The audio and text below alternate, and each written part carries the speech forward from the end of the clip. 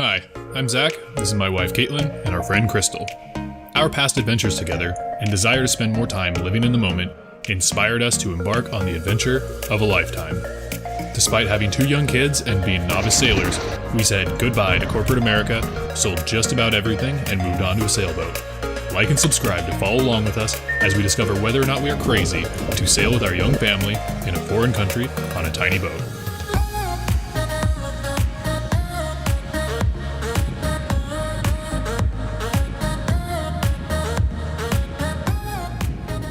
We spent several days out at the island and had an amazing time. You gonna hold it, bud?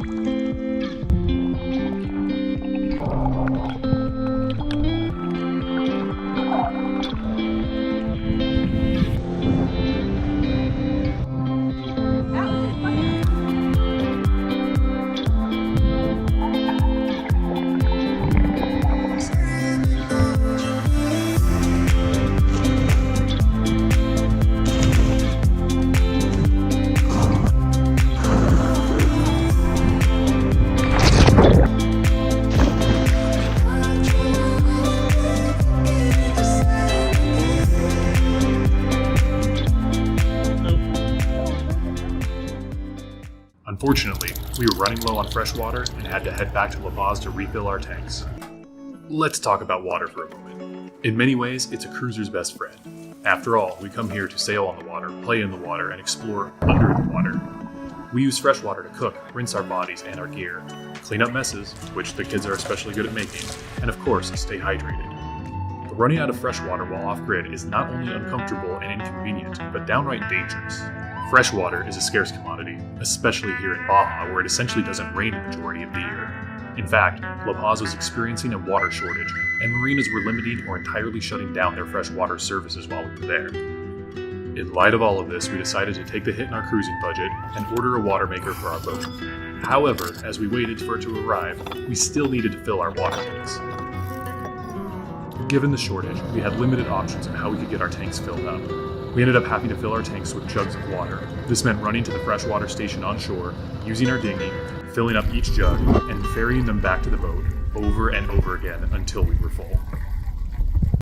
I set out early in the morning to get the process started before the heat of the day. Just putting into the dinghy dock. Here this time of day it's very busy, so landing and getting a spot myself might be a little bit challenging. But we gotta do it for the water. Because we only had a couple small water jugs aboard, I went in search of some larger 5-gallon jerry cans to reduce the number of trips I need to make. So I just finished up going to the second store looking for a water jug. You'd think something like that would be widely available, but it's not easy to find. So this would be a whole heck of a lot easier and a lot of time saved if we had our watermaker installed. Cannot wait. After searching all over town, I only managed to find one collapsible 5-gallon container. Water run 1 down. A lot more to go. I think this is round number 4 or 5 at this point. Still lots to fill. It's a lot of work. It takes up most of the day.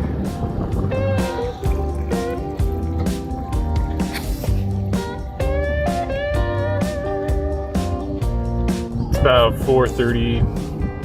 Still filling up water. It's been a lot today. Girls and the kids are swimming off the back swim step, trying to cool off before bedtime. So hopefully a few more jugs and we'll be about full. After a long day, I finally filled our tanks. That evening, we had our first experience of the infamous La Paz Waltz. There's this phenomenon known as the La Paz Waltz, and what it is essentially you have wind and current going potentially different directions. Some boats respond more to the wind, others respond more to the current. It's really unpredictable, and around the anchorage right now, we've got boats facing all kinds of different directions rather than straight into the wind.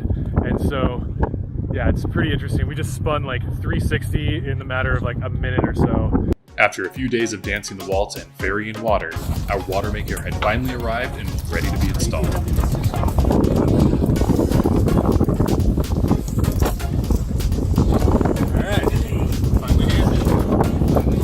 This is Rich. He helps run the morning cruiser net here at La Paz. As the owner of Cruise RO Watermakers and La Paz Cruiser Supplies, he has made it his business to take care of cruisers. He sold us the Watermaker and agreed to help me install it. Beyond being a Watermaker expert, one of the things I appreciate most about Rich is that he is quick to share his knowledge. I learned a ton from him while doing this install. This is the T with the check valve. This is for your freshwater flush. So water can't go back into your freshwater pressurized system, but with the check valve, you plumb it on the inlet side and it'll let the fresh water open up when that solenoid opens. After a lot of research and many long conversations, I ended up buying a Schenker Zen 30. It's a 12-volt unit that easily runs off our solar and makes about 8 gallons per hour while only drawing 8 amps. It is a well-designed Italian product that is very simple to operate. There are other options out there, but the user-friendliness, simplicity, and efficiency of this unit made it an easy choice. Before installing the unit, we had to decide where to put it. As we explored various possibilities, Rich shared valuable insight into the pros and cons of each location. Now, the only negative about this through hole, and let's check the other one out, is that if you want to make water underway when you're motoring, which is free energy, so you typically do, if this one's in the bow and there's any rough water, you can pull air in. Sure, that makes sense. Watermakers don't like air. Yeah. The entire setup is surprisingly compact. The key is to find a place for the main unit, boost pump, and filters, while ensuring that you have room to run all of the various tubes and wires. Ultimately, we decided to put it up front underneath our forward Pullman berth. If you've watched our boat tour video where our boat was all clean and organized, yeah, it doesn't always look like that, especially during projects. So we're just making a final parts list. Gonna head to the store and get what we need, hoses, hose clamps, and the like.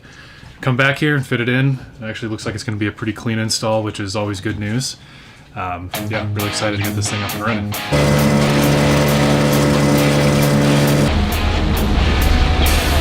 So we've come into town and looked for some parts, get a bunch of hoses and fittings, hopefully find everything quickly and get working on actually mounting stuff. It's very exciting. So working with Rich has been awesome. Guy knows his stuff. He's super helpful, a lot of fun to talk with. Can't really recommend working with him enough. So yeah, very, very pleased with this.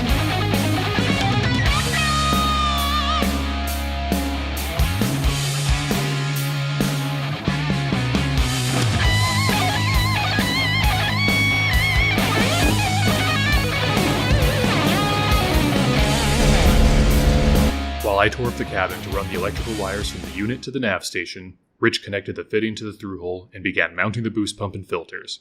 It was a really tight space and it took both of us to get everything connected and mounted correctly. While Rich and I worked on the install, Atlas got a haircut. For the rest of the afternoon and the following day, we worked to get everything mounted and connected.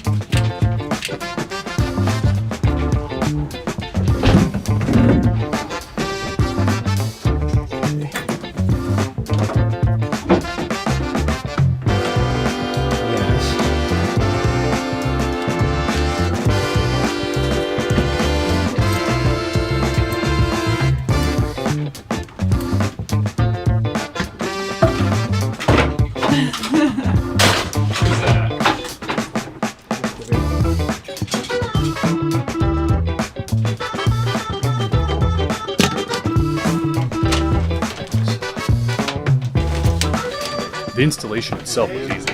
The hard part that took the longest was running tubes and wire throughout the boat. We had to make a connection to an outlet through hole, but they were all located on the starboard side of the boat.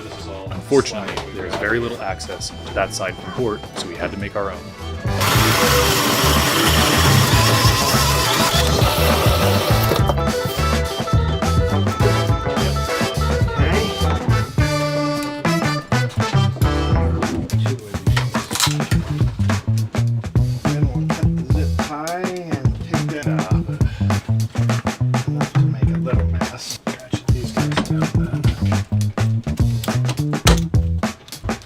Please don't touch anything. Slide it over.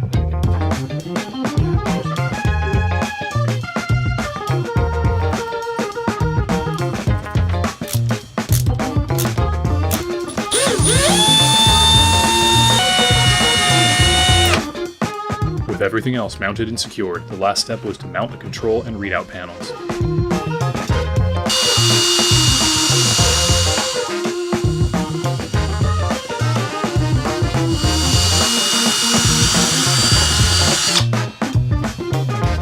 It always feels wrong to put holes in a boat, but we took our time and made sure to do it properly.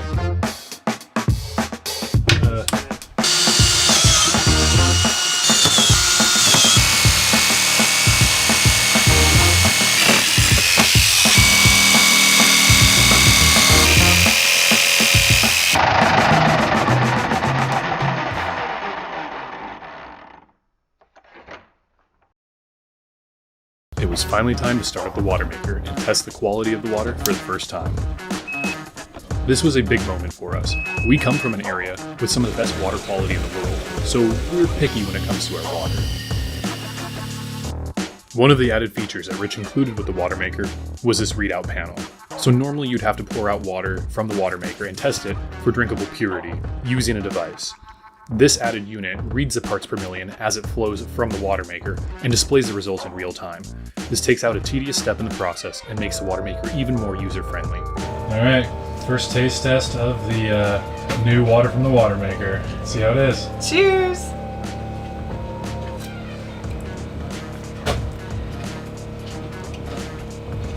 Way better than bleach water. Oh my goodness, yeah. Wow. It tastes great. How does this compare to Pacific Northwest water? Here It's goes. really good. It made yeah. that out of salt water? Yep, that's amazing. That's really impressive. It's pretty cool. So you have to understand that we are extremely bougie and picky about our water. We come from a place where the water quality is like rated some of the best in the world, and this is phenomenal. This is really good. Oh yeah, our quality of life with water just got way better. So Yeah. awesome. I would cheers to you Yeah. if I had some too. Cheers. Thanks for watching. Please like, subscribe, and share these videos with your friends. If you want to support our adventure financially, click on the link to our Patreon in the description below. Thanks again for watching, and we'll catch you in the next video. Mid making sandwiches, checking out our Watermaker. It's like a lot of work.